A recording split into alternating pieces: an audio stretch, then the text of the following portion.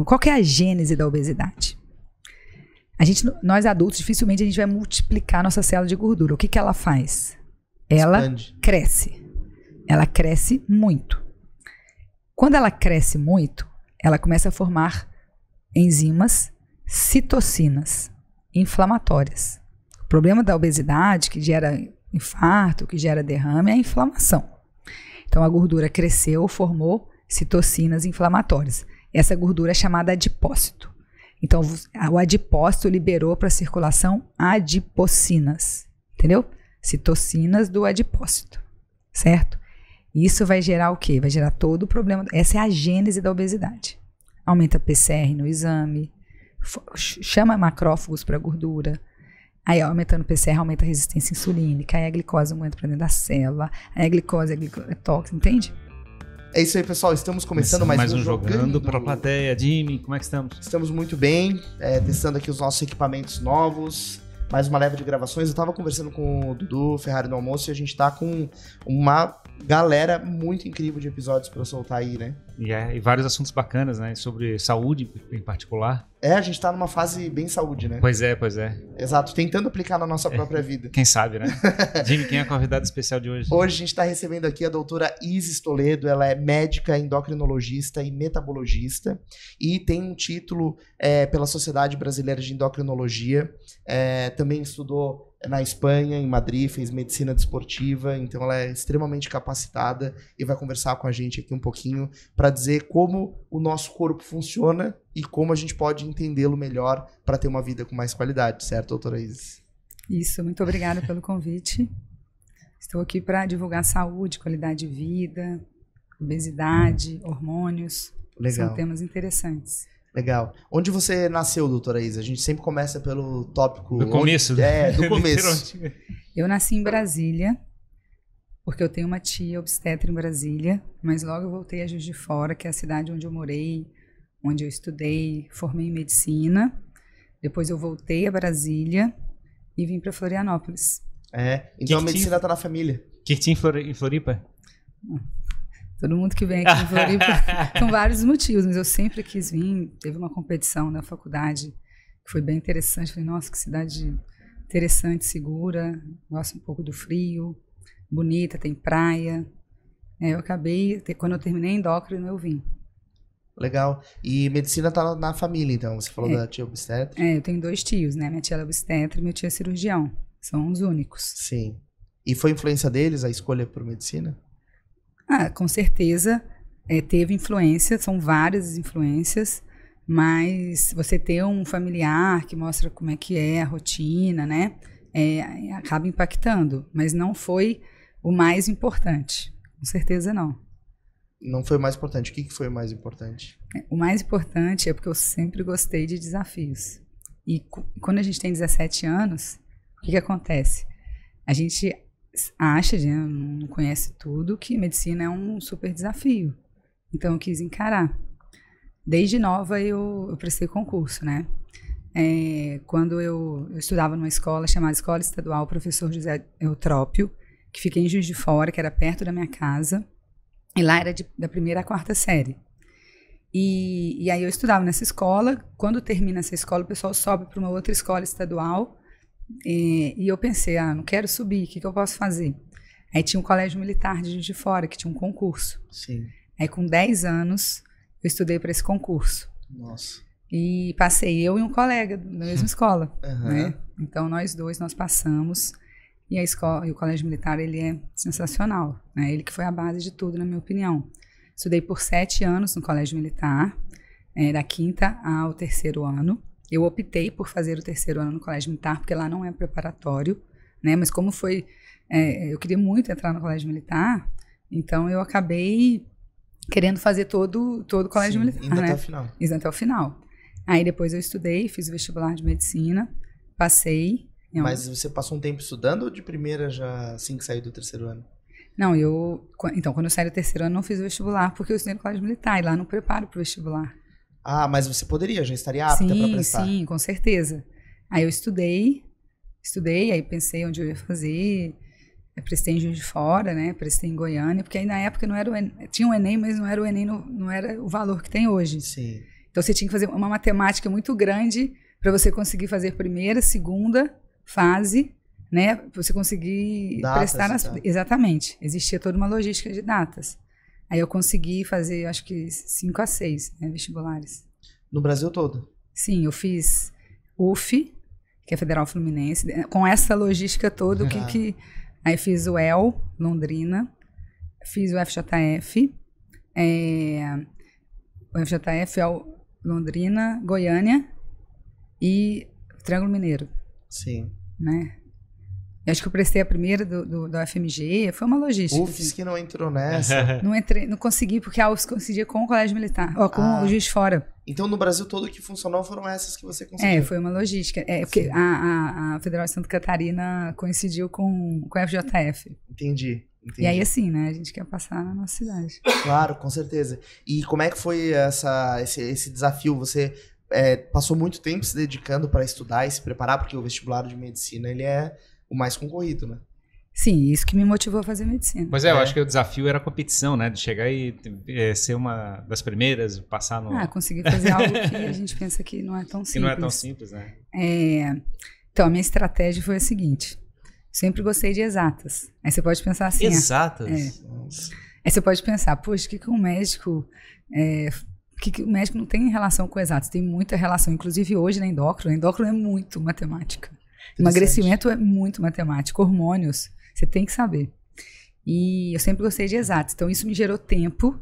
Porque se eu entendo bem exatas, eu estudo rápido matemática, física e química. Sim, né? sim. Então, eu ganho muito tempo para estudar as outras matérias. E normalmente as pessoas, no geral, elas são melhores em humanas do que exatas. Então, quem é muito bom em exatas sai na frente, né? Eu acho que sim. Porque eu consegui ali, a estratégia minha foi essa. Eu digo isso porque eu sou péssimo em exatas. Eu fazia Olimpíadas de matemática. Uhum. Eu gostava, tanto é que eu acho que de matemática, assim, eu acho que eu gabaritei tudo. E um ano de preparação já foi suficiente para prestar o vestibular, assim? Um ano, aí teve a questão, tem greve, Claro. né? Tem aquelas questões. Entendi. E a endocrinologia entrou como? A endocrinologia, ela entrou, assim, o seguinte, eu sempre gostei de esporte, né? Então, se eu fosse seguir, assim, a minha vocação, teria feito educação física. Todo mundo pensava que... E mais um ponto por ser competitiva, porque o esporte tem a competição muito... Eu gosto de esporte, assim, gosto de exercício, esporte, de uma forma geral. Mas mesmo assim eu fiz medicina. Aí na medicina, eu falei, vou fazer medicina esportiva, né? E aí a oportunidade que eu tive a gente tem a gente tem um espaço na faculdade que você pode testar uma especialidade, que é no final. Aí eu testei a medicina esportiva. Só que eu não gostei. Interessante. Né? Eu achei assim... Eu assim, admiro muitos médicos do esporte, né? Mas a minha percepção é que você divide o seu conhecimento em nutrologia esportiva, você trabalha a parte de lesões, de ortopedia e a de cardiologia do esporte. Porque o médico do esporte também previne aquela morte súbita, aquele problema do coração. Você faz os exames que o paciente tem que fazer para ver se o coração dele aguenta, se vai ter algum problema, né, num nível de esforço muito alto. E aquilo não me atraía, porque eu falei, eu não quero uma especialidade que eu vou dividir o meu conhecimento em 3 áreas. Para mim é mais interessante ter uma ótima cardiologista e atender o atleta do que ter uma especialidade. E o outro ponto também, que para a qualidade de vida, tenho um colega, né, médico do esporte, que abriu as portas, que é o Gustavo. Para a qualidade de vida, eu percebi muito que ele tinha jogo, ele trabalhava com futebol na época. Ele tinha jogo domingo e quarta à noite. Isso para a família é um pouco incompatível para mim. Sim. Né? Então, eu acabei optando por não seguir a medicina esportiva. Você disse porque nesses dias você daria atenção para a família? Não, ter uma festinha de aniversário de um amiguinho, sabe? Assim, é um horário, para mim é um tempo da família. Então, eu acabei pensando que né, poderia não ser o que eu queria o que eu gostaria para minha vida. Sim, entendi. Então o lado da endócrino foi o... Aí não chegou na endócrino ainda, né? É verdade. Aí eu voltei pro Brasil. E aí eu comecei a estudar. Aí eu falei, agora eu vou estudar para residência. Aí eu falei, vou fazer oftalmo. Todas as minhas amigas fizeram oftalmo. Aí estudei para oftalmo, mas aí no fim começaram a divulgar essa questão de longevidade. de anti-envelhecimento, que não é a área que eu atuo hoje. Inclusive, eu tenho uma visão mais crítica em relação justamente por ter estudado essa parte, sabe? E aí eu fui num congresso em São Paulo e achei, poxa, que interessante. A pessoa que quer isso, ela vai buscar qual profissional? Aí, teoricamente, tem ortopedista, tem oftalmo que pode fazer esse curso. Mas o paciente, um bom paciente vai buscar quem? Vai buscar um endócrino. Ou talvez um nutrólogo. Aí eu estudei 1 ano na Abram de nutrologia, mas isso depois, né? Passou um tempo ali, passaram 5, 6 anos, tá? Aí estudei 1 ano na Abram de nutrologia, mas quando você faz um curso de nutrologia de 1 ano, você não é especialista. Inclusive, você nem pode divulgar que você fez após. E aí você pode se preparar para o título. Eu me preparei para o título, porém, quando eu fui fazer a prova de título, eles cancelaram. E aquilo me frustrou bastante, porque assim, você estuda para uma prova, você deixa de fazer muitas coisas e eles cancelaram. E colocaram a prova para 6 meses, eu não quis mais. Aí terminei endócrino e estudei para a prova de título de endócrino. E qual é o maior desafio da prova de títulos? Por que ela é tão difícil? Ela é difícil. Você vê que estatisticamente pouca gente passa, né? Pouca gente boa passa. Então, eu estudei 1 semana e 1 ano para a prova, assim, né? Só, claro, mais focada no fim. O que eu entendi que era difícil é que é uma prova tecnicamente complexa, que você tem pouco espaço ali para pensar, para raciocinar, para escrever, você não tem, e o tempo é muito importante, você tem que fazer muito rápido. Sim, é um tempo curto. Então qual é a estratégia? Eu cheguei na prova, eram 100 questões, e aí eram 4 horas de prova. Quando eu sentei para fazer a prova, eu contei as 100 questões, dividi por 7, porque eu pensei assim, eu vou pegar 7 blocos de 30 minutos. Isso, quem vai fazer a prova, por favor, memorize isso, que é muito importante. Eu dividi em 7 blocos de 30 minutos e dividi 100 por 7 e fui fazendo o número de questões para conseguir finalizar certinho, para não ficar, para poder dar certo, né? Então, você tinha que fazer uma quantidade de questões exata naqueles 30 minutos. Você planejou dessa maneira? Planejei dessa forma, para conseguir finalizar a prova e ter meia hora para passar para o gabarito e alguma questão mais difícil. Aí, para eu não perder tempo voltando para as questões mais difíceis, eu escrevia na mesa mesmo o número da questão para voltar rápido. Tá. Aí, assim, você tem que fazer xixi antes da prova, porque não dá para fazer xixi na prova, não dá. Obviamente, você deve tomar pouca água na prova, para você não ficar com vontade. E aí, eu utilizei essa estratégia, essa é a primeira fase, né? Aí, eu fui e fiz, aí fui fazendo sobre algumas questões, passei para o gabarito rápido. E deu certo. Nossa, interessante. Essa parte estratégica é bem importante. E é legal, porque você acaba levando também para um nível competitivo a própria realização da prova, né? Porque quando falaram que faltava 1 hora para a prova, a turma inteira começou a desesperar. Entendi, porque ainda estava certo na metade. Faltava, sei lá, metade da prova para realizar. E tá vendo como é importante essa questão da matemática também? Pois é. Sim. É o lado de você controlar e dividir corretamente o tempo, né? Entre as várias atividades. Mas dentro isso já era a prova da endocrinologia, certo? Sim, sim. E aí, o que é que levou você a focar nesse lado da endocrinologia? Foi evitar aquele lado que a medicina do esporte estava querendo especializar? É porque eu entendo que existem algumas áreas específicas da medicina que trabalham com saúde, qualidade de vida e longevidade. Que seriam medicina esportiva, nutrologia e endócrino. E o endócrino, então, fica sendo uma disciplina específica que poderia trabalhar esse lado do corpo, da saúde do corpo. Sim, trabalha hormônios, assim, profundamente. E hoje eu agradeço muito por não ter dado certo a prova de nutro, por uma questão da própria Abram, porque, assim, quando você faz um negócio, na minha opinião, pouca gente consegue, você tem acesso a uma informação, a um raciocínio clínico, a uma complexidade hormonal, a chance de você dar um resultado efetivo para o paciente seguro é muito maior. Isso é o que eu busco. Entende? Assim, eu quero dar resultado. E aí, com a endocrinologia, certamente é uma opção que você consegue fazer isso. Que você consegue estudar profundamente o metabolismo do paciente. E, doutora Isis, o que é exatamente a endocrinologia? Então, a endocrinologia, ela estuda as glândulas, né? Os hormônios, e tem a parte da metabologia. Então, quando você cursa endócrino, você vai estudar alguns temas, tá? Pensando nessa questão hormonal. Na medicina, a gente estuda doença. Então, a gente começa pela tireoide, que trabalha o metabolismo.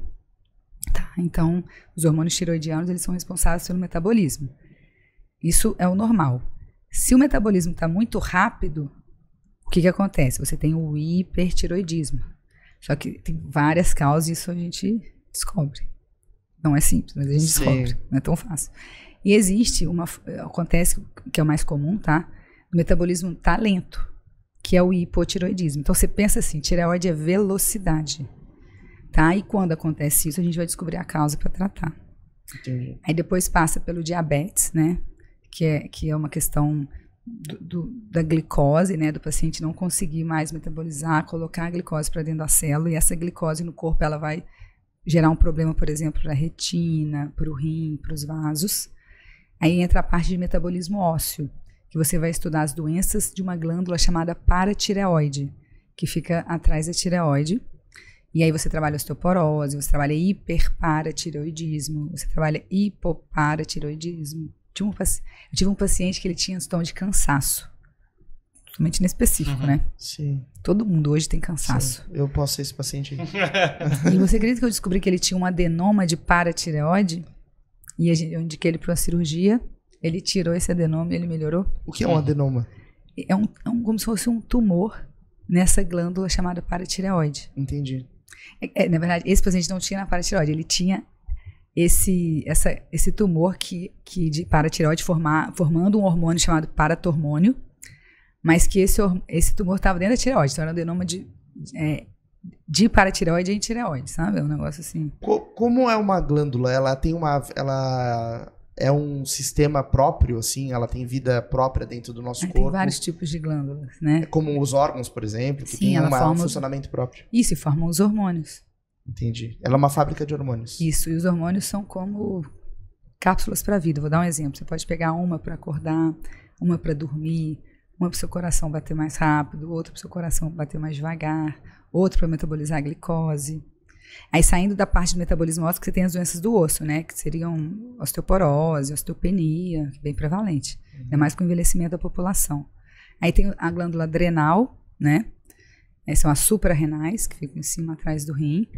Aí você tem a parte de neuroendócrino, porque o que comanda essa glândula aí que você está pensando? Sim. Existe um comando central. Existe uma glândula rainha hipotálamo que estimula a hipófise, que vai estimular a glândula. Isso ela controla todas as glândulas. Isso é a neuroendocrinologia. Tá. A endócrino estuda a obesidade, ela estuda as funções sexuais. Então, por exemplo, o hipogonadismo, que é, no caso, baixa testosterona em homens. Estuda o excesso de testosterona em mulheres, síndrome do ovário policístico. Então, assim, estuda os hormônios sexuais de uma forma geral. Tem a parte de pediatria, que é a altura, puberdade, né, obesidade e desenvolvimento. E tem a parte de colesterol, que é a dislipidemia. Entendi. Isso que a gente escuta, né? De, por exemplo, eu tô na hora de dormir, aí eu fico com a tela branca do celular no rosto, que estimula a minha glândula pineal, que deveria estar, digamos assim, se apagando para poder dormir, e ela é estimulada e eu fico desperto. A luz do dia, ela tem muita influência sobre o nosso funcionamento. Sim, né? Sim, é importante, né? É importante evitar telas antes de dormir, porque influencia na pineal. E aí isso influencia no funcionamento de todo o corpo, eu imagino. Exatamente. Por isso que uma das coisas mais importantes para o tratamento da obesidade é você certificar que seu paciente está dormindo bem. O que é dormir bem? Primeiro, existe uma questão de volume, que eu acho que as pessoas não entendem. Dormir bem não é só você acordar descansado. A maioria da população precisa dormir pelo menos 7 horas. Não são todos, mas a maioria. Você sabia que 10 vezes mais pessoas acham que precisam dormir menos? Pois é, mas eu acho que é uma questão muito mais de comportamento da sociedade, do tipo, durma 4 horas e trabalhe as outras 20, do que necessariamente uma consciência corporal, né? Porque dizem, por exemplo, 4 horas não dá tempo nem pra chegar no sono REM, né? E também assim, você vai já estar exposto a todo tipo de informação, mas quantas pessoas querem percorrer um caminho que você vai buscar uma informação sólida? Sim. Pouca gente. E sobre o sono, é muito importante, assim. Por exemplo, primeiro que saiu recentemente isso, né? Eles pesquisaram e falaram assim, 10% das pessoas acham que podem dormir pouco, que precisam dormir pouco. Mas 1% realmente precisa dormir pouco. Existem pessoas que precisam dormir pouco? Sim, existem os pouco dormidores. Que, durmo 4 horas e tô 0. 6, 4, acorda bem, existe.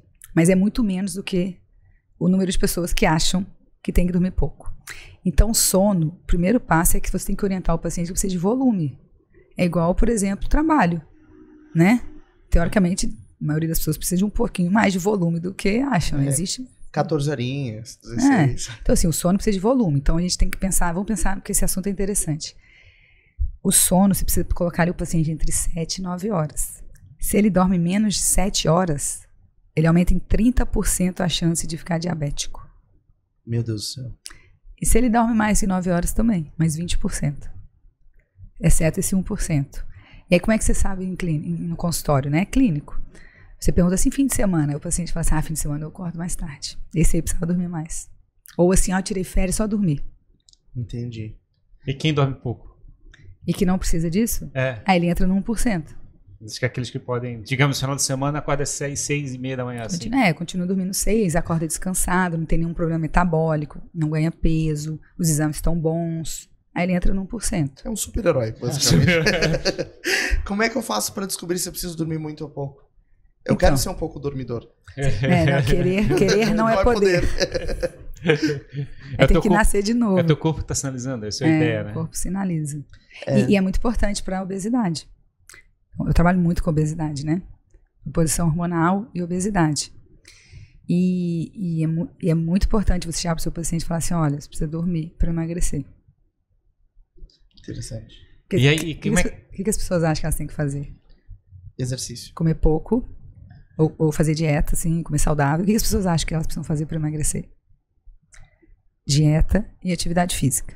Elas acham que elas têm que comer saudável e fazer atividade física, certo? Salada e corrida. Não é isso? Uhum. Quanto mais uma população sabe que tem que fazer dieta e atividade física, mais obesa ela é.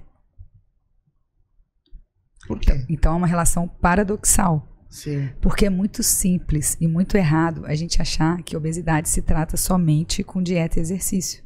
Porque é uma doença complexa. É uma doença metabólica. Você pode estar lutando contra você mesmo. Mas esse é o ponto, eu acho, né? Tem um lado que diz que a gente literalmente não consegue vencer a si mesmo, né? Tipo, o teu corpo vai te obedecer, tu vai ter que obedecer o teu corpo, de certa forma, de alguma maneira. Nós não somos robôs. Eles falam, quero um McDonald's, eu vou lá. Não é só isso. O que é isso? Eu quero um McDonald's. Apetite hedônico. É a busca do alimento por prazer e recompensa. Então você quer um McDonald's. Dopamina. Você acha que um paciente que ama um McDonald's, que trabalha o dia inteiro, que pede um McDonald's à tarde, aquilo gera uma felicidade, dopamina, e você coloca ele numa dieta e exercício, dura quanto tempo? 0. Então, não tem estímulo, né? Não tem recompensa. Então como é que a gente trata esse paciente? O primeiro ponto é entender que obesidade é uma doença. Igual é problema de tireoide, igual é diabetes, igual é asma, igual é várias outras doenças. E uma doença crônica. Sabe qual é uma doença crônica? Eu tenho que chegar para o paciente e falar assim, olha, você é portador de obesidade e nós vamos ter que tratar para o resto da vida. Nossa, que impactante. E realmente, na verdade, as pessoas têm pouca consciência a respeito disso, né? É uma mistura de comportamento com as respostas, os estímulos que o nosso próprio corpo tem. Porque é engraçado, tem pessoas que a gente olha que parece que é mais fácil para elas se exercitar. Por exemplo, você falou que gosta de esporte. Então você sente prazer. Provavelmente o esporte te dá alguma dopamina, te dá recompensa que o teu corpo quer mais daquilo. Eu, por exemplo, não gosto de esporte. Então meu corpo quer menos disso. Então como eu tenho que encontrar um caminho para eu trabalhar isso, né? Isso. O paciente que ele se torna, ele tem obesidade. Como é que você sabe que o paciente tem obesidade? Então, o primeiro passo é saber quem tem e quem não tem. Então, a gente tem um cálculo. Ele é 100% preciso? Não. Mas ninguém que está avaliando o paciente é bobo, e a gente sabe, né? Chegar um fisiculturista com MC alto, ele não é obeso. Aliás, ele não é portador, porque o termo correto é portador de obesidade. Então, a gente faz um cálculo que é simples e todo mundo pode fazer. Você vai pegar o peso, dividir pela altura ao quadrado em metros. Então, por exemplo, o paciente, ele pesa 90 quilos, ele mede 1,70 m. Então, 90 dividido por 1,7 dividido por 1,7. Se esse número dá entre 30 e 35, então vamos tirar os fisiculturistas, o paciente que não tem uma circunferência abdominal aumentada, né? Um paciente que é a maioria. Esse paciente tem obesidade grau 1. Se dá entre 35 e 40, ele tem obesidade grau 2. E se dá 40, maior que 40, ele tem obesidade grau 3. Se dá entre 25 e 30, ele tem sobrepeso. E qual é o dado que eu quero trazer? Que é o que eu falei que... Deu ruim aqui, tá? Quanto que deu o teu? Não vou declarar. Não vai declarar? Não, deu 33. Então, o que é isso? Obesidade grau 1. E aí, olha só. Mas eu não sei, os dados estão errados. Não sei se o meu peso é o que eu coloquei. Você não tá seguro. Não. Então, desculpa, tá fabricando uma desculpa. Exato, não sei. Você sabia que a obesidade é uma doença genética? Ah, é? Você tem mais de 300 genes relacionados à obesidade. É engraçado isso, né? E essa relação que você fez com o sono, porque, por exemplo, meu pai sempre foi obeso, né? Assim, durante praticamente toda a vida, não extremamente obeso, mas sempre esteve acima do peso. E ele é uma pessoa que gosta de atividade física, ele sempre praticou atividade física. E era um contrassenso, porque eu via meu pai pedalar, nadava, caminhava e estava sempre acima do peso. E ele foi fazer uma série de exames, e agora mais a vida adulta, ele descobriu que ele tinha apneia do sono. Eu ia falar disso. E aí ele tratou a apneia e ele emagreceu vertiginosamente. Ou seja, ele perdeu pro sono a vida inteira. Eu peguei um voo outro dia, eu pego muito voo, infelizmente. E tinha um rapaz dormindo, roncando, dormindo.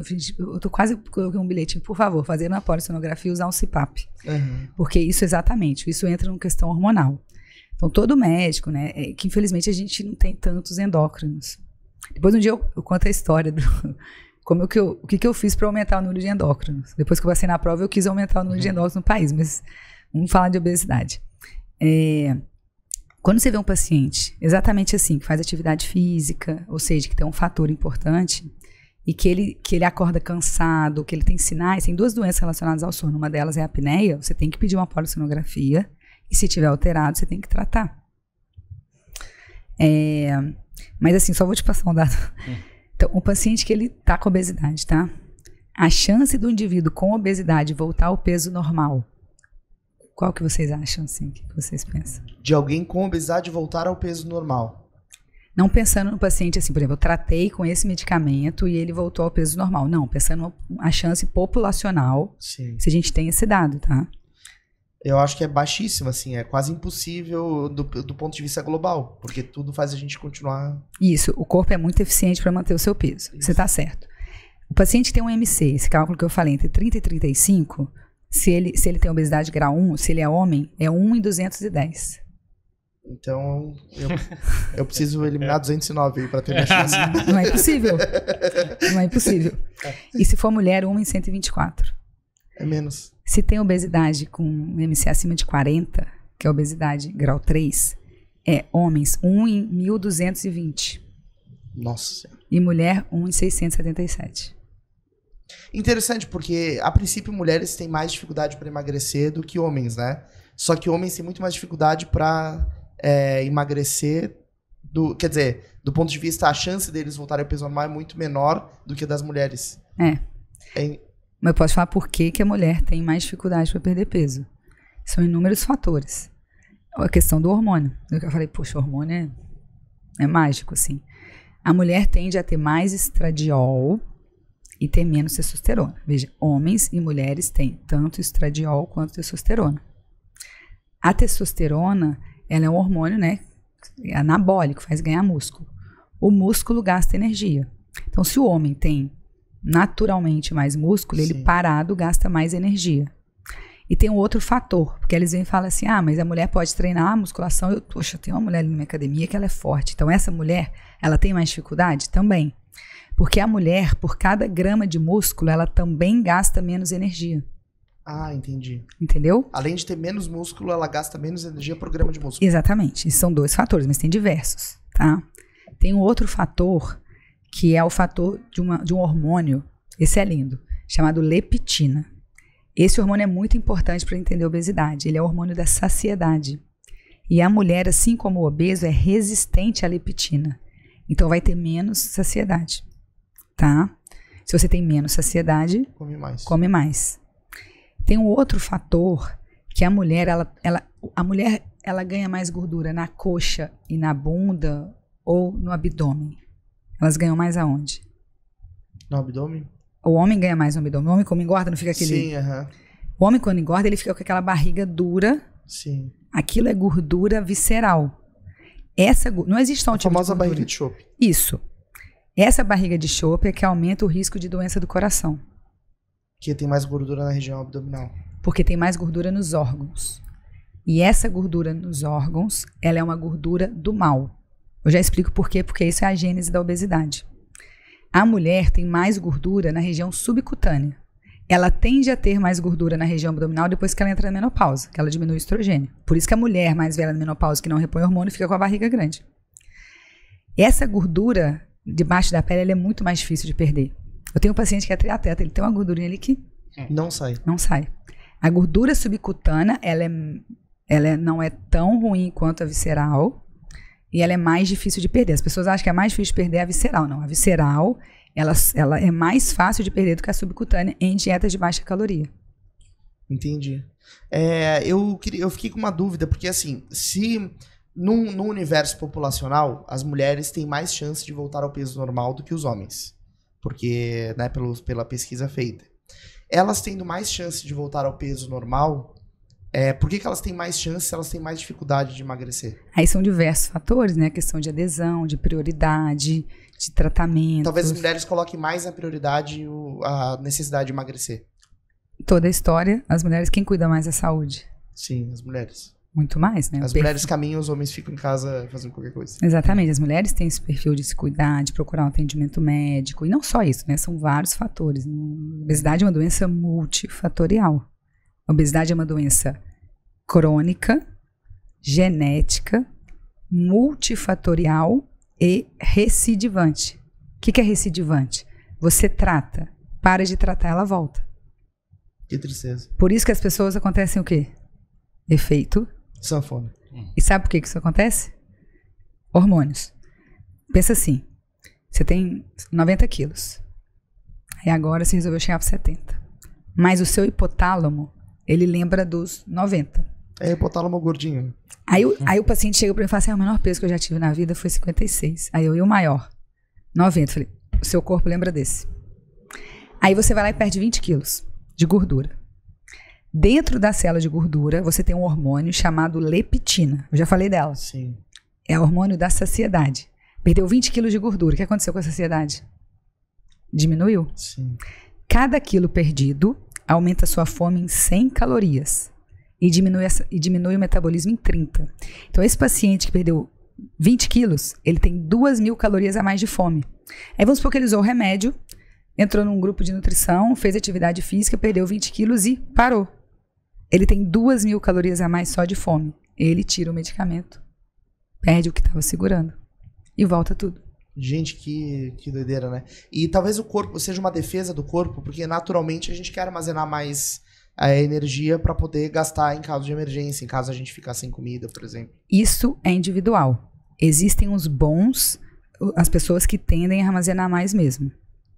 Mas existem pessoas que não. Por exemplo, aquela pessoa que entra num processo de emagrecimento e fica constipada, aí fica lenta, aí não vai. Constipação é não ir ao banheiro, aí não vai ao banheiro. A resposta ao tratamento ela é muito individual. Cada paciente responde de uma forma. Vale a interpretação, a sensibilidade.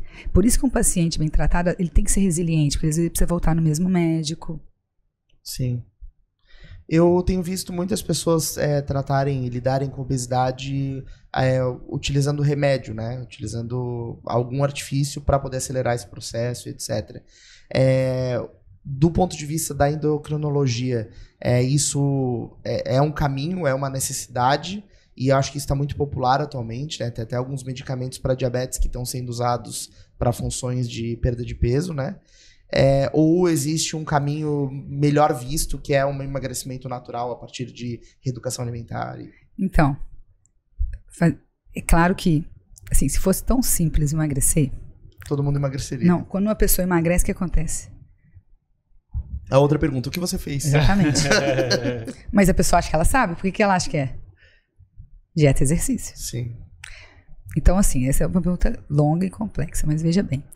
O paciente obeso, ele é um paciente com uma doença. Então, ele precisa tratar de forma medicamentosa, associada à dieta de baixa caloria, independente se é com carboidrato, se é com gordura. Aí entra a questão de qual paciente vai aderir mais. Entende? Não é questão o que é melhor, não. O melhor é o que o paciente vai fazer. A melhor dieta que tem Não é se ela é low carb, low fat, se ela é mediterrânea. Se bem que a mediterrânea ela tem um fator de saúde. Mas a melhor dieta é que o paciente faz. Então, isso é muito importante. Por isso que eu falei a questão da seita. Porque se você entra numa seita, a tendência de você fazer é maior. Mas, tecnicamente, isso não.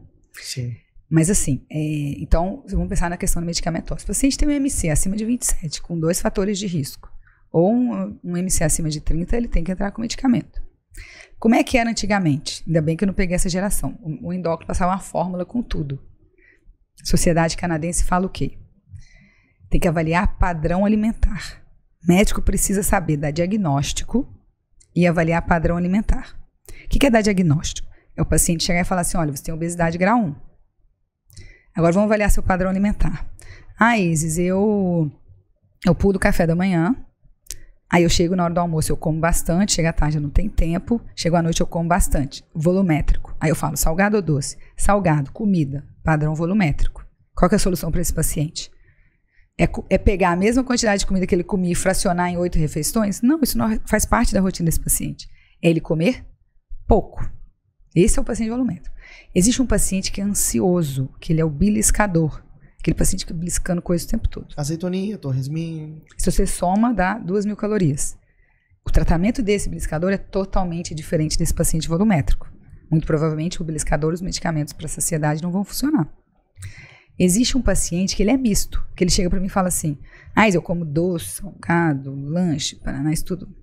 Existe, então assim, tem vários padrões. Então tem um beliscador doce polifágico. Toma um café da manhã saudável, ovos com fruta, almoça e começa com chocolate com um pacote de biscoito.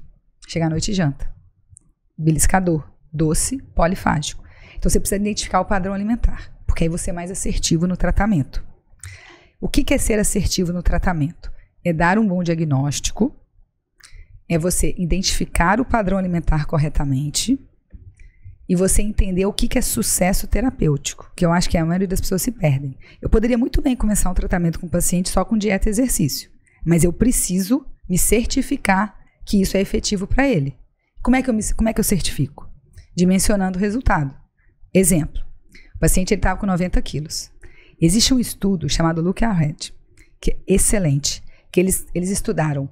É que assim, estudo existe para tudo. Sim. Mas a endócrino me deu uma coisa que eu sempre quis, que é aprender a buscar uma boa referência. E tem uns estudos também que a base na qual eles são construídos não é com base de pesquisa, né? É base de acompanhamento realmente com casos reais, né? Estudos de caso real, eles são muito importantes. Toda Sim. vez que você estuda um estudo... Porque a pesquisa a pessoa declara, né? Eu tenho tal hábito, mas não tem uma checagem de... É que aí, ciência é outro campo que eu entendo que hoje um bom profissional, se eu tenho alunos médicos, né? Que eu dou aula para a faculdade, algumas coisas, eles falam, eu falo assim, olha, se você quer ser um bom médico, você tem que aprender a interpretar aquilo que te falam. Se você vai num curso e te apresenta um estudo, você tem que saber interpretar aquele estudo, e isso demora. Então não adianta você fazer 1 milhão de cursos se você não vai estudar depois. Porque senão você vai só ser um papagaio daquilo que estão te falando. E a chance de você replicar alguma coisa errada é muito grande. Com certeza. Então você tem que saber interpretar a literatura. Mas esse estudo que eu estou falando, ele é muito bom. Ele é um estudo em diabéticos sobre mudança de estilo de vida. E o que eles falaram? Que o sucesso no primeiro mês predisse o sucesso em 8 anos. Eu imagino, porque a pessoa vê o resultado acontecendo, né? É porque você é um bom respondedor àquela estratégia. O resultado, ele é um reflexo de um diagnóstico bem feito, de uma avaliação bem feita do padrão alimentar e de você realmente, daquilo que foi proposto, você responder bem. Entendeu? Uhum. Então, isso é muito importante. Então, você vai pegar esse paciente e vai avaliar nos 3 primeiros meses se ele perdeu 5% do peso corporal. Se ele perdeu, ele é um bom respondedor. Se ele não perdeu, a gente precisa mudar a estratégia. 5% do peso corporal, quanto dá isso? 5% então... em quanto mês? Nos 3 primeiros meses. Isso é critério de sucesso, não é critério de obesidade controlada. Uhum. Obesidade controlada é pelo menos 10%. Por que esses números? Porque nós concluímos que esse número é o suficiente para melhorar os marcadores de doença.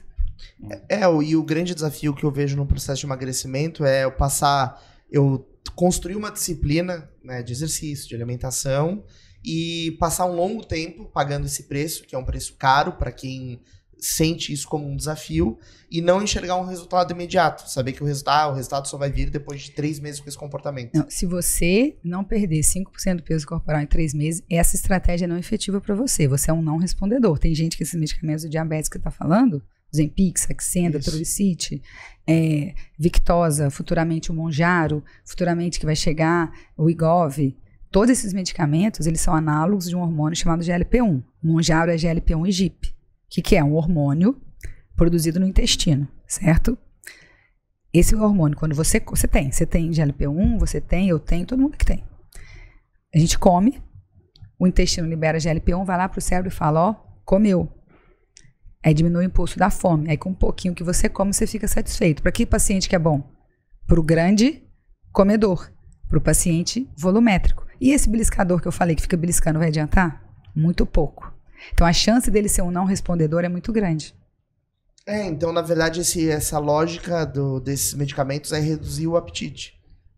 É fazer com que a pessoa coma... Ele é cetogênico, né? Ele melhora a saciedade. E aí, por exemplo, eu falei que você aumenta a fome depois que você emagreceu. Você tem que aumentar ou diminuir dose após o emagrecimento? Aumentar, para poder compensar, né? Então ela tem que ser progressiva. Porque se parar, a pessoa vai comer tudo e mais um pouco. Exatamente. E o que a maioria faz? Come tudo e mais um pouco. Para, sem orientação, não entende que o tratamento é contínuo, não faz um formato progressivo e aí acaba fazendo um tratamento de curto prazo. Se for para fazer de curto prazo, é melhor não começar. Eu acho, doutora Isis, que hoje em dia, né, grande parte das pessoas, se não todas, ou a maioria delas, tem algum desequilíbrio hormonal, ou de glândula, ou assim, eu percebo que a nossa vida é muito bagunçada, então, obviamente, o nosso corpo não está respondendo do jeito que deveria, como a gente trata ele, né? Dormir pouco, comer mal, não se exercitar. Existe uma maneira de alinhar todas as glândulas e os hormônios, e como se a gente saísse de fábrica, assim, ó? Olha, eu acredito num conceito, não foi uma questão técnica, né?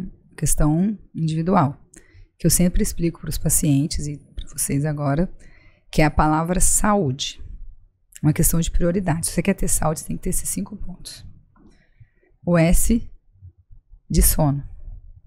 E aí envolve você fazer um bom diagnóstico de apneia obstrutiva do sono, de você talvez priorizar você ter mais horas de sono, ir na cama mais cedo, não usar o celular antes de dormir, ter higiene do sono, não pegar voo noturno, entende? Assim, é um pouco amplo. Eu estava tendo empresários de São Paulo, aí chegam para mim, eu falo, e o sono? Só quando eu pego o voo. Eu falei, mas você pode pagar o preço que for pelo voo, por que você pega o de madrugada? Sim. Para mim isso não é uma pessoa bem-sucedida. Sim.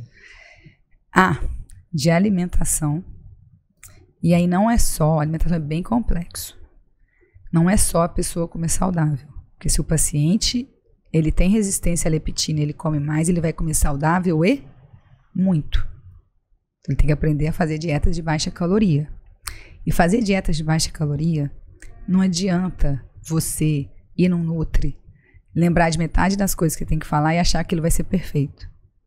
Depois de muito tempo entendendo isso, eu criei uma clínica chamada Clínica Sofia, que é o nome da minha filha, que eu criei um espaço que os pacientes têm um nutricionista igual tem um terapeuta. Eles ficam ali 8 semanas, porque eles pegam o horário do tempo deles, eles, pelo menos num horário da semana, eles pensam na alimentação deles, eles organizam com a nutricionista a alimentação, eles criam um vínculo durante um tempo. E é ali que começa a gerar resultado, porque é ali que começa a fazer coisas factíveis para serem feitas sempre. Um paciente que volta e fala assim, eu fiz 100%, comi 100% correto, nunca saí da dieta, é uma dieta frágil. Ele não consegue seguir por muito tempo. Então eu criei a Clínica Sofia justamente para conseguir dar o suporte ao paciente gerar autoconhecimento. E tem um outro ponto, que é da humanidade, que é você prestar contas.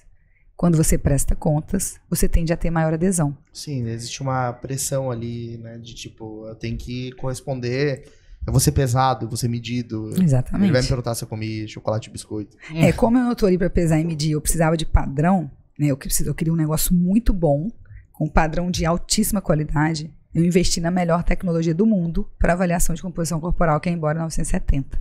Então eu coloquei essa máquina lá, que vê 7 folhas da corpo da pessoa, e a pessoa passa por 8 semanas fazendo acompanhamento de bioimpedância, hidratação, músculo, gordura, e passa pela Nutri. Ou seja, tipo um detector de mentira, assim.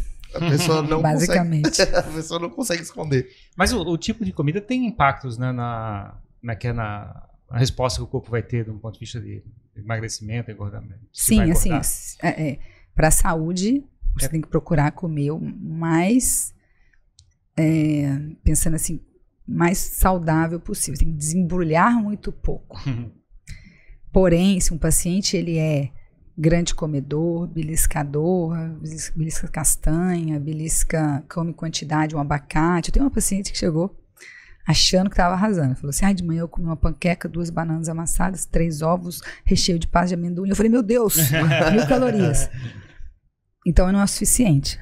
Por que é importante a pessoa comer saudável? Né? Por vários motivos. Porque ela vai melhorar a saciedade dela, porque isso vai gerar um nutriente, porque aí também, se o paciente come pouco e não come saudável, ele entra no que eu acredito que vai acontecer no futuro, que é a obesidade desnutrida. O paciente ele come muito industrializado, esse industrializado ele é muito carente de nutrientes, então ele come muito, mas industrializado e poucos nutrientes. Pois é, eu vejo uma quantidade absurda de ingredientes que são colocados para fabricar sabores, estímulos e respostas no teu organismo, né? Ou de muito doce, ou muito temperado, ou muito picante. Mas sabe o que eu percebi com o tempo? Assim, de fato, eu não vou conseguir mudar tudo. Um paciente chega para mim no consultório e fala assim, olha, eu preciso de Coca Zero. Coca Zero, para mim, o cálculo ali não entra no cálculo, certo? É 0. Aí eu pensei, não vou tirar. Mantenha a Coca Zero. Não gosto de fazer atividade física, tá com 30 quilos a mais. Aí eu falo, tá bem. Agora é o momento de fazer todas as aulas experimentais perto de casa para você gostar de algo. Mas vamos te emagrecer antes. Aí começa a emagrecer ele. Emagrece 20 quilos. Ele vai fazer um esporte com 4 pacotes de 5 quilos de arroz a menos carregando. Ele vai gostar muito mais. Com o tempo, eu consigo tirar a Coca Zero. Então, assim, isso tende a ser um processo natural. Mas voltando àquele assunto. O que eu acho, até foi uma discussão ontem no Congresso de Brasília, sobre obesidade, o que a gente vai fazer para a população, porque parou de não é mais uma questão do indivíduo e agora é de uma população que está se tornando obesa. Tem um dado aqui, que hoje mais da metade dos brasileiros tem excesso de peso e um pouco menos, né, 19,8% tem obesidade. Mas em 11 anos a gente tem se não fizermos nada, 41% terá obesidade. Então, assim, é um problema de saúde pública. Tem pouquíssimo endócrino no país. Então, a gente tem que começar a treinar os médicos de família a tratar a obesidade. Segundo ponto, está migrando da classe A para a classe B e C justamente por isso.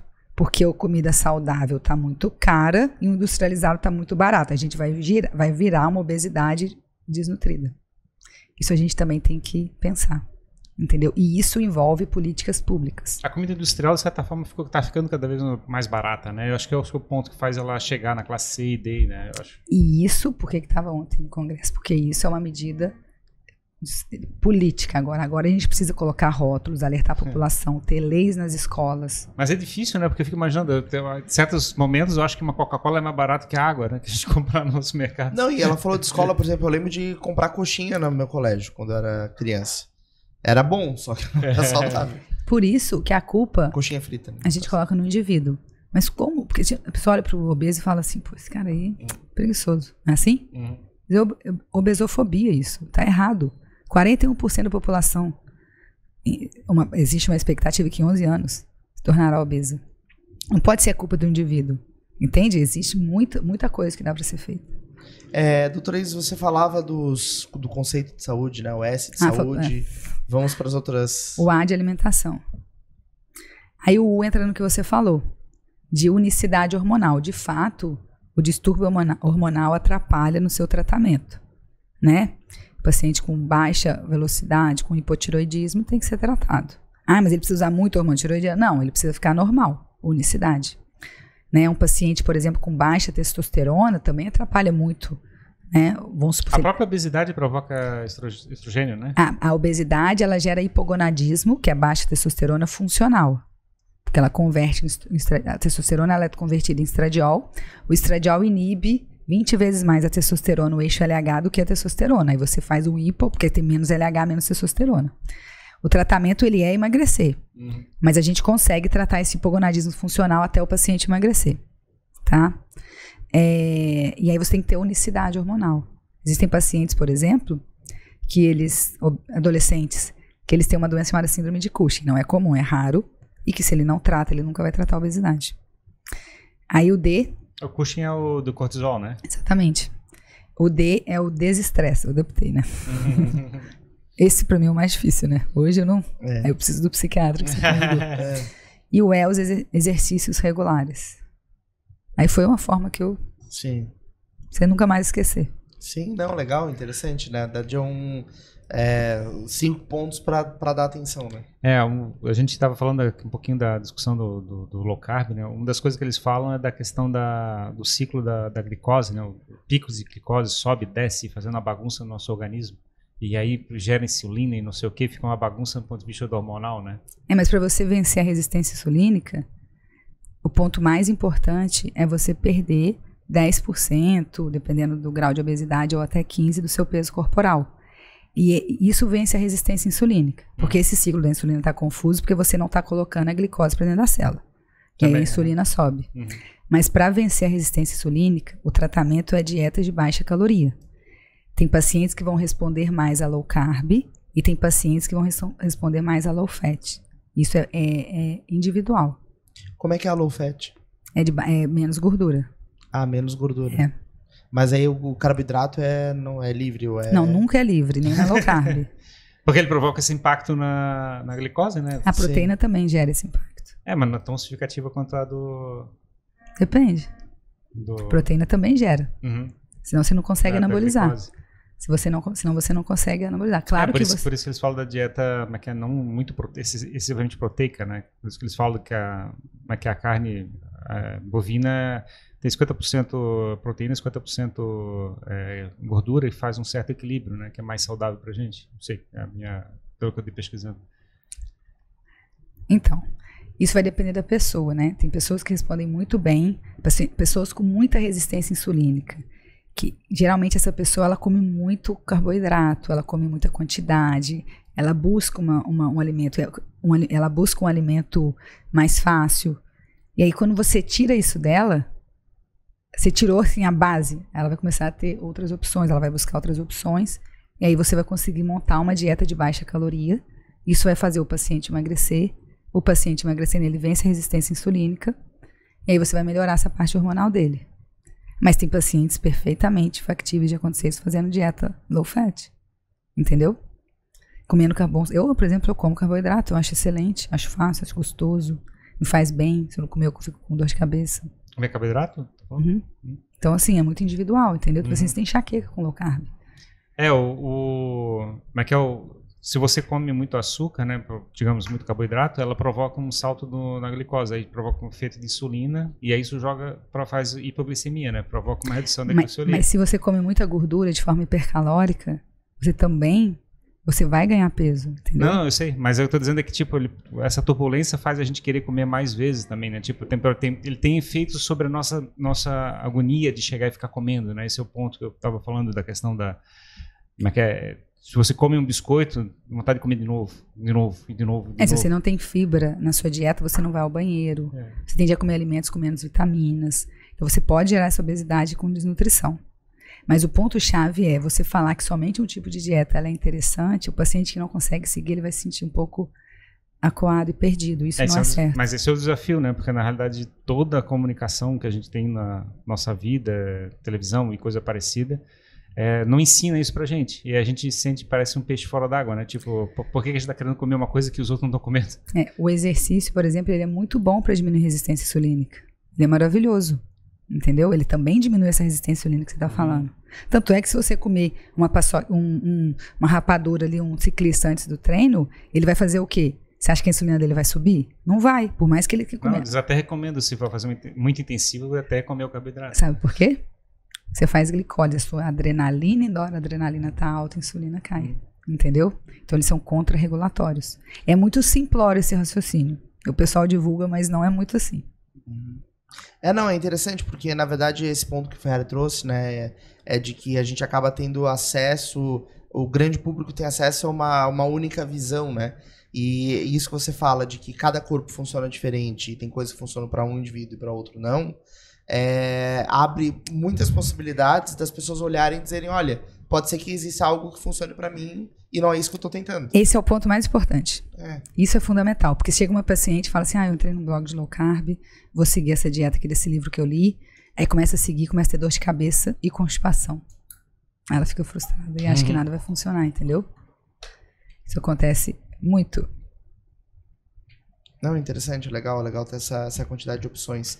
E agora a sua base, doutora Isaac, em Florianópolis, você tá aqui direto... Quando eu vim de Brasília, eu continuei com o consultório lá, porque eu tinha um bom consultório lá, tinha bons pacientes, não queria abandoná-los, obviamente, eu continuei. E eu também tinha em São Paulo, porque assim, eu fazia muitos cursos em São Paulo. Aí eu concluí que se eu pegasse o voo, ou para Floripa ou para Brasília, na segunda à noite, era assim, um voo domingo à noite é assim, né? É dos políticos para Brasília. Floripa, Brasília, todos os políticos vão domingo. Então, mas se você pegar um voo domingo à noite, de qualquer curso que você faz fim de semana, é um voo caríssimo, assim, R$2.000, não sei. Se eu pegasse no segunda à noite, eu pagava 180, 200, comprando com antecedência. Eu falei, quer saber? Vou atender em São Paulo, atendo segunda, faço um exercício, eu adoro fazer um exercício em São Paulo, tem umas academias lá que você paga a aula, e faço o exercício, termino o consultório às 7, pego o voo para Floripa, tinha um de 9h40, tinha 9h20 da TAN, 9h40 da Gol, chego e no terça-feira tá tudo certo. Sim. Então eu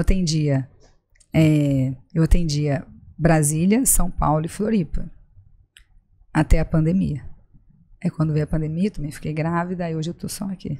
Entendi. Mas tem uma rede de pacientes e de contatos nacional, assim. Imagino que também atrair as pessoas para Floripa é fácil, né? Não, meus pacientes de Brasília estão amando, porque agora eles criaram um vínculo com o Floripa, eles de São Paulo também. Fonte. E aí eles vêm, passam ali 3, 4 dias, eles estão adorando. Sim. E você pretende voltar a atuar nessas outras cidades também? Ou...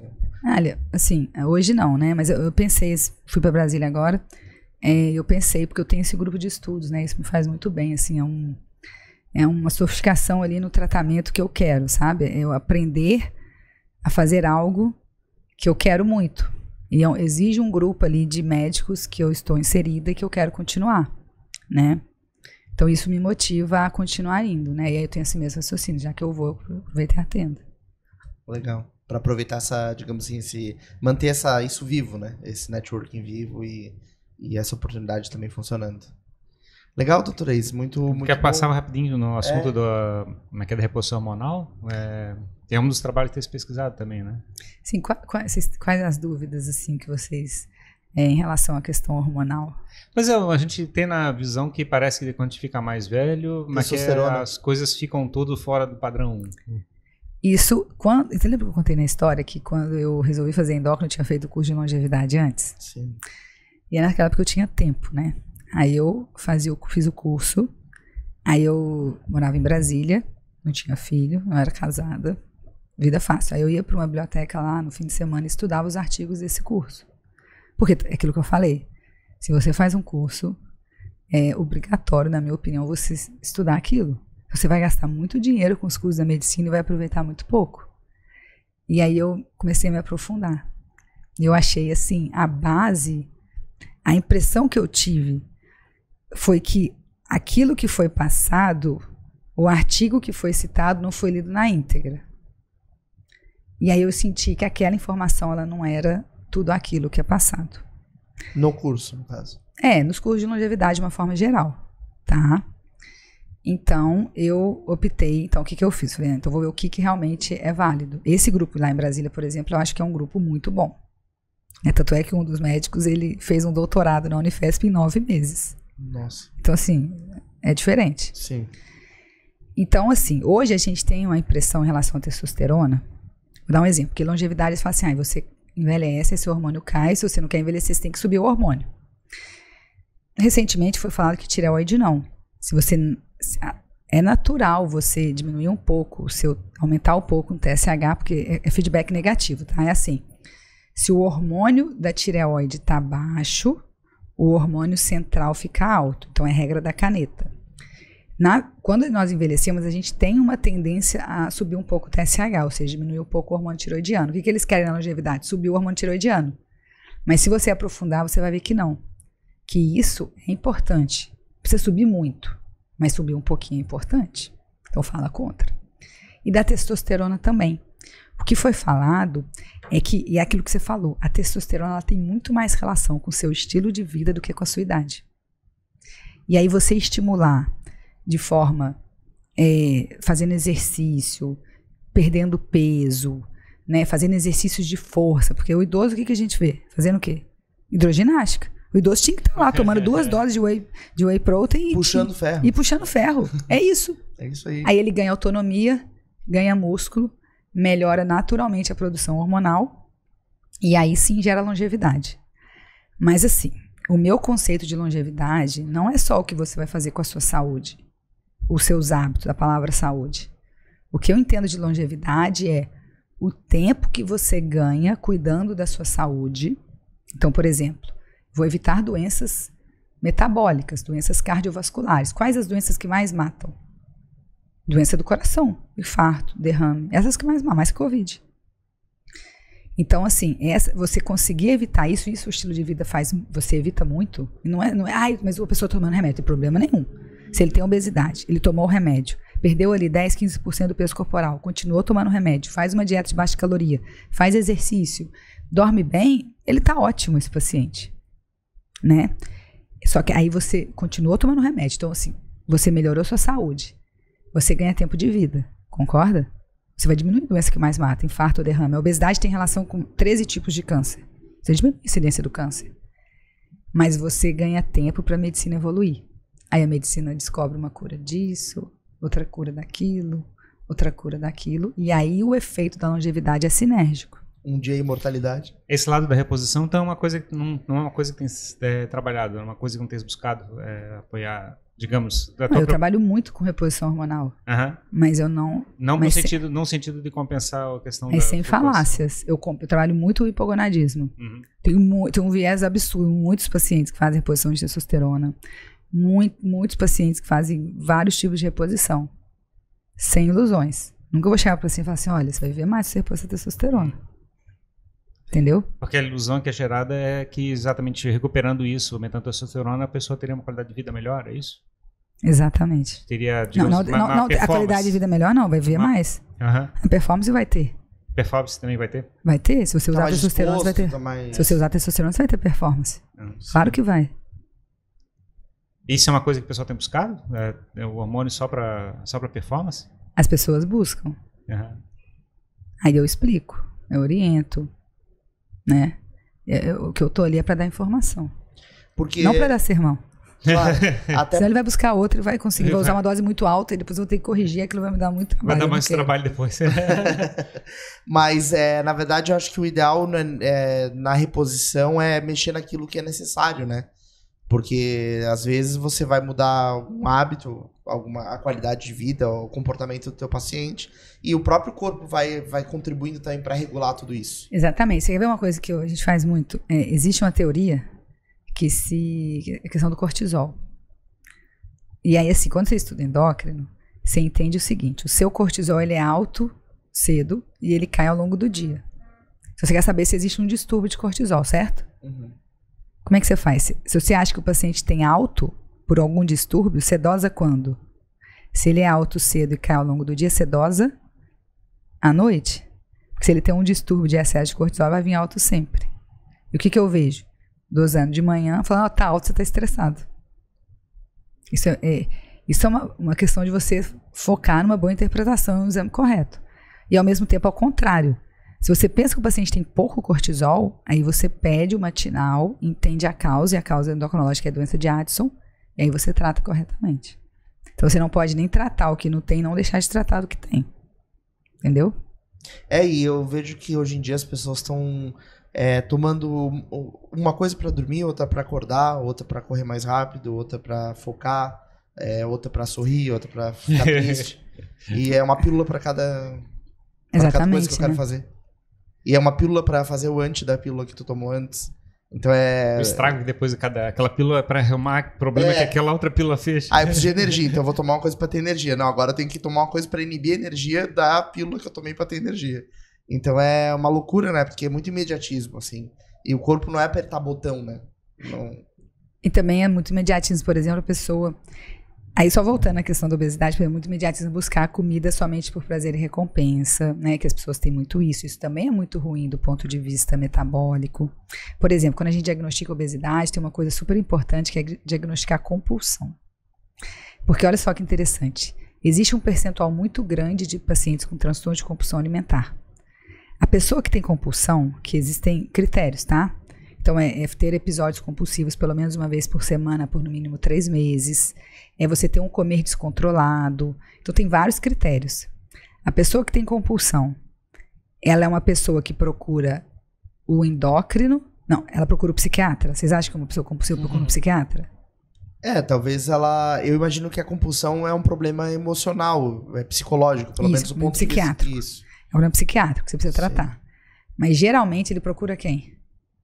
O nutricionista. O nutricionista, entendeu? Aí o nutricionista passa a dieta, que acontece? Não adianta de nada. Ele vai ter um episódio compulsivo. Ele vai fazer a dieta todinha, vai ter um episódio compulsivo por semana, vai pesar e vai acontecer o quê? Perdeu pouco? Porque ele não foi diagnosticado com compulsão.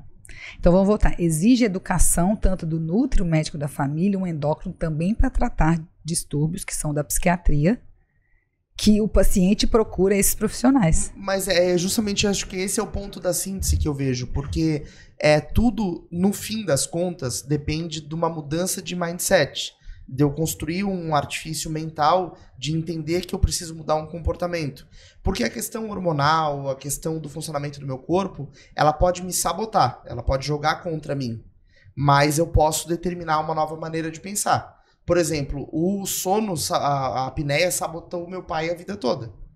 Mas ele teve um mindset de comer bem. Se ele fosse uma pessoa desregrada, não fizesse exercício físico, ele ia ter ficado muito mais gordo e poderia ter infartado e morrido. Mas exatamente, mas o tempo da comorbidade lá na frente influencia no tempo de obesidade. Entendeu? Sim. Então, assim, obviamente, mas aí ele não foi bem diagnosticado no momento. Claro. Porque ele deveria ter sido diagnosticado antes. Um paciente de 30 anos obeso que emagrece, ele tem uma longevidade menor do que o paciente de 5 anos obeso que emagrece. Nesse caso da apneia, ela pode acontecer com qualquer idade. Ele pode ter 20 anos e ter apneia, Sim, e por isso eu vi a pessoa no voo, a pessoa que ronca, acorda cansado, olheira, chega no consultório com a queixa de cansaço. Né? Aí sabe como é que você faz com a apneia? É um exame que eu tenho uma equipe de enfermagem que faz sempre antes, né? Então, assim, como eu faço para otimizar meu tempo? Eu trabalho em equipe. Então, eu tenho 2 enfermeiras que recebem o meu paciente. A gente faz uma medida chamada circunferência cervical. Isso é super interessante. Olha que simples. Então, assim, você vai pegar, ao invés de medir só a circunferência abdominal, você vai medir a circunferência cervical. Cervical, pescoço? Isso. A nuca e o pescoço. Exatamente. Se o paciente tem mais de 44 centímetros, ele tem que fazer uma polissonografia. 44 centímetros. Mas existe um conceito de... Prepara a fita métrica. mas existe um conceito de circunferência cervical corrigida, tá? Que é um pouquinho mais sofisticado. Vamos supor que ele tenha 39, mas que ele tem alguns problemas que eu vou somando. Por exemplo, hipertensão, soma 2. Banana soma, aí vai dar 44, aí eu sou obrigada a pedir a polissonografia. Então, teoricamente, eu achei que o diagnóstico do seu pai foi tardio. Sim. E com uma simples fita métrica e conhecimento, poderia ter resolvido antes. Entendi. Porque tem uma indicação do que a região do pescoço tem um crescimento por causa do e sono? tem essa questão a do papada que também, vai né? gerar mais apneia. Aí é o critério técnico de solicitação de polissonografia. Mas é legal que é uma luz amarela que a pessoa pode acender em casa, né? Ela mede, olha, opa, eu vou procurar ajuda, talvez... É muito simples. Fazendo essa medição. Os próprios consultórios médicos terem alguém para medir, além da circunferência abdominal, que é um dado super importante, medir também a circunferência cervical. Sim. Eu vi esses dias uma figurinha, assim, de um ser humano, visto por dentro, né, com os músculos e com aquela camada de gordura amarela em volta, assim, né, na região abdominal, nos braços. E eu fiquei impressionado, assim, eu falei, cara, que loucura, né? O músculo tá totalmente escondido embaixo da gordura. Vamos falar um pouquinho de gordura, que é muito lindo. Você acha que existe gordura boa?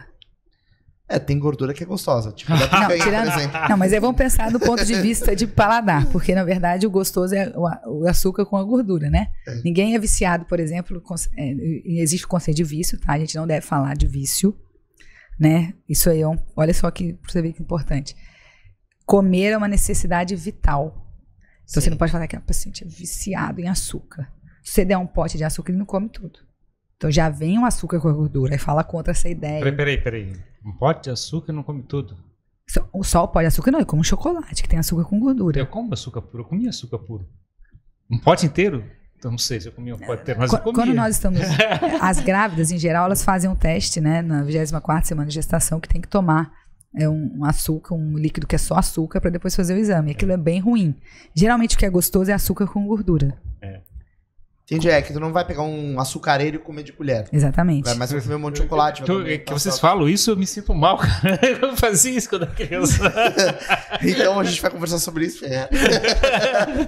Chamamos aqui um terapeuta. Mas então a gordura é boa, né? Mas assim, a gordura realmente ela que deixa gostoso, né? Mas tirando isso, vamos pensar na gordura dentro do seu corpo, tá?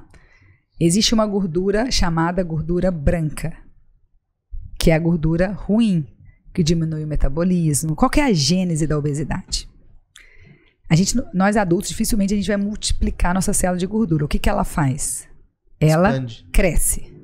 Ela cresce muito. Quando ela cresce muito, ela começa a formar enzimas, citocinas, inflamatórias. O problema da obesidade, que gera infarto, que gera derrame, é a inflamação. Então a gordura cresceu, formou citocinas inflamatórias. Essa gordura é chamada adipócito. Então, o adipócito liberou para a circulação adipocinas. Entendeu? Citocinas do adipócito. Certo? Isso vai gerar o quê? Vai gerar todo o problema. Essa é a gênese da obesidade. Aumenta PCR no exame, chama macrófagos para a gordura. Aí, aumentando o PCR, aumenta a resistência insulínica. Aí a glicose aumenta para dentro da célula. Aí a glicose é tóxica, entende? Essa é a gênese da obesidade. Então, essa gordura branca faz isso. Existe uma gordura chamada gordura marrom, que ela é uma gordura do bem. Ela é uma gordura ativa. E sabe o que a gente faz além de tratar o paciente obeso, com remédio, dieta e atividade física? É você estimular que ele faça um processo de marronização da gordura, que é a gordura branca virar marrom. Se você não tá bem, a marrom pode virar branca. Elas não viram, a gente chama de bege a gordura, tá? Só pra entender. Tá. Ela não vira totalmente marrom quando você vai olhar, mas fica bege. É uma gordura que vai fazer o quê? Vai aumentar o seu HDL, que é o colesterol bom. E como é que eu marronizo a minha gordura? Esse é o ponto-chave. Esse é o viés, essa é a diferença de você fazer um tratamento bem feito, um tratamento de longo prazo. Quer um exemplo? Sim. Atividade física no frio. Entendi. Isso marroniza a gordura. Isso já aumenta o processo de marronização da gordura. Atividade física no frio. Isso. E eu tenho vários suplementos que eu passo pro meu paciente também para gerar um processo de marronização da gordura branca. Correr de sunga no gelo. É isso? O pessoal tem uma mania agora, tá passando bastante na internet, na televisão, sei lá, de tomar banho frio. Entrar no freezer de gelo. Não, é fazer uma atividade física. Que isso é uma medida de saúde pública interessante que foi falada, que é barata, né? A gente viu equipamento de criogenia, né? Mas não é você tomar banho frio. Você fazer atividade física no frio. Não é fazer atividade física e depois se congelar dentro do freezer. Tomar banho frio nunca indiquei pra ninguém. O tratamento, Quanto menos às 5 da manhã. Inclusive, o que eu acho melhor é tomar banho quente. A vida tem que, né? Pelo menos isso. Mas existe esse processo. Então é muito importante as pessoas entenderem que tem gordura boa. A gordura marrom, as crianças têm muito aqui na clavícula, né? Essa gordura é uma gordura ativa que aumenta o metabolismo. A criança tem muito mais. Aí a gente vai perdendo. Então é importante também no tratamento a gente criar esse processo de marronização da gordura branca e diminuir a inflamação. Então às vezes o paciente chega no consultório com PCR alto, e chega pra mim e fala assim, já tentei de tudo, já usei Saxenda, usei Pique, já usei isso, Paraná, eu vejo PCR alto. Comprei a fichinha toda, né? Eu acho ótimo quando o paciente já vem feito um monte de tratamento, que aí, né, eu me sinto assim, nossa, agora... Agora sim. Agora sim. Aí o que a gente tem que fazer nesse paciente? Baixar o PCR. Porque é muito comum acharem que o PCR vai baixar com o emagrecimento, mas às vezes a resposta àquele tratamento é inferior com o PCR, com muitas citocinas inflamatórias, entendeu? Muito altas, e aí você consegue. Então são estratégias mais específicas, né, mas que existem. Então o paciente ele tem que ter resiliência, tem solução, basta a gente entender bem o problema. Legal, muito, muito bom, interessante essa visão bem diferente das que a gente tem conversado, e é legal porque fica muito claro como existem muitos caminhos, né, para as pessoas entenderem que principalmente, acima de tudo, existe formas de ter uma vida saudável, viver mais tempo, viver melhor, né? E não ter que lutar tanto contra si mesmo, assim, que aí é sacanagem, né? Ter o corpo te sabotando. É isso. Muito obrigado, então, doutora Isis, pela vinda aqui, né? Por compartilhar com a gente conhecimento, tempo. As pessoas lhe procuram por redes sociais, você tem Instagram, onde você posta bastante conteúdo. A gente, para colocar no Google, né, doutora Isis Toledo, no Instagram, doutora Isis Endócrino, as pessoas vão encontrar bastante conteúdo. Muita gente procura para tirar dúvidas, assim, doutora Isis, estou com isso aqui, o que eu faço? Mas na verdade, assim, às vezes, de vez em quando a gente abre uma caixinha, mas o meu tempo é muito restrito, Sim, assim. Né? E eu também acho injusto com o meu paciente, claro, que me procura, que investe, né?